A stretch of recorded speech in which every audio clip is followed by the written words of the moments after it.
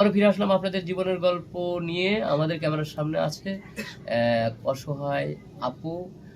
তার কাছ থেকে জানতে চাই তার জীবনের গল্প। আসসালামু আলাইকুম আপু, কেমন আছো? ওয়ালাইকুম সালাম, ভালো আছি। আপনারা কেমন আছেন? আলহামদুলিল্লাহ ভালো আছি। তোমার নাম কি আপু? রূপালী। রূপালী। বাড়ি কোথায়? চাপাই। চাপাই না, রাজশাহী চাপাই। হ্যাঁ। আচ্ছা, তোর পরিবারে কে কে আছে? আমার পরিবারে কেউ নেই, আমি একাই। দাদির কাছে মানুষ হয়েছে, আমার বাবা ছোটবেলা মারা গেছে। ও, দাদির কাছে মানুষ হয়েছে না? হ্যাঁ।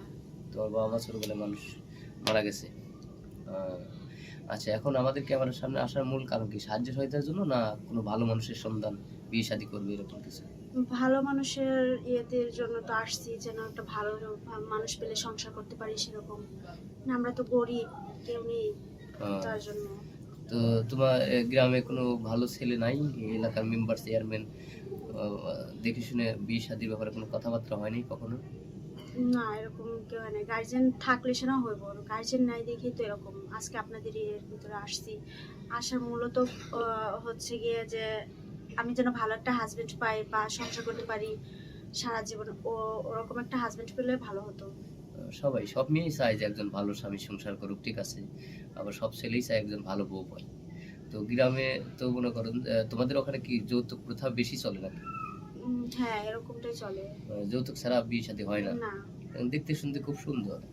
তোমার মতো মেয়েকে যৌতুক ছাড়া যে কোনো ছেলে বিয়ে করবে, ঠিক আছে। আমি বিয়ে না করলে আমি প্রস্তাব দিতাম, কিন্তু যেহেতু আমার বউ আছে এখন তো সম্ভব না, এত সুন্দর একটা মেয়ে। তো যাই হোক, দর্শক বিন্দু আছে, দেখি কোনো ব্যক্তি তোমার জন্য মানে পাওয়া যায় কিনা। আমরা ভিডিওটা পাবলিক করবো। তো তোমাকে অনেকেই চাইবে, তো তোমার পার্সোনাল ফোন নাম্বার দাও। আমি ফোন ইউজ করি না, ফোন খাইতেই পারি না, ফোন কোথেকে কিনবো? তাই নাকি? মানে ফোন মানে ফোন কেনার টাকা নাই? না। আহ, এখন কি এই সমস্ত কথা কেউ বিশ্বাস করে? আহ, একটা ফকিরেরই তো একটা ফোন আছে। থাকে ঠিক আছে, কিন্তু আমি তো কোনো কাজ টাজ করতে পারি না, দাদির কাছে মানুষ হয়েছি, তাহলে আমি ফোন কিনবো কি দিয়ে? ফকিরের ঘরে ফোন থাকা স্বাভাবিক, কারণ ফকিরই তো ভালোটা ইনকাম করে, তুমি তার ভিক্ষা করতে পারবে না নাকি?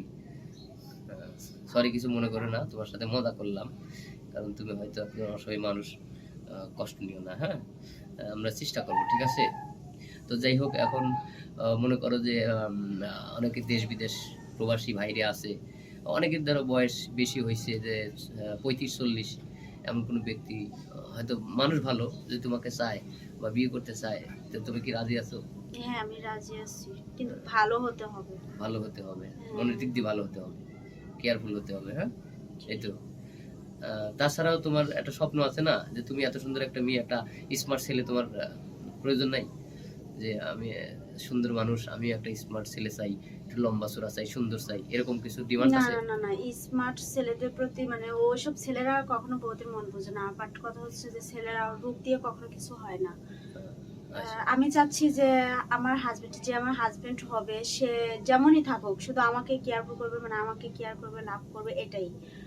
ভালোভাবে যেন আমি মৃত্যুর আগ পর্যন্ত সংসার করতে পারি। Thank you. আর স্মার্ট ছেলেরা তো ওরা তো মানুষকে ঠগায়, মানে মেয়েদের জীবন নিয়ে খেলা করে। তো আমি সেরকম চাই না। ধন্যবাদ। আমরা স্কিপ বাড়াবো না। সুপ্রিয় দর্শক, মেয়েটার জীবনের গল্প শুনলেন, সে একজন ভালো মনের মানুষ চায়। আমাদের স্ক্রিনে আমাদের নম্বর দেওয়া থাকবে, মেয়ের কোনো পার্সোনাল ফোন নাম্বার নাই, কেউ অযথা ভিডিও কল দিবেন না, সরাসরি কল করবেন। আর ভালো থাকবেন, সুস্থ থাকবেন, আল্লাহ হাফিজ।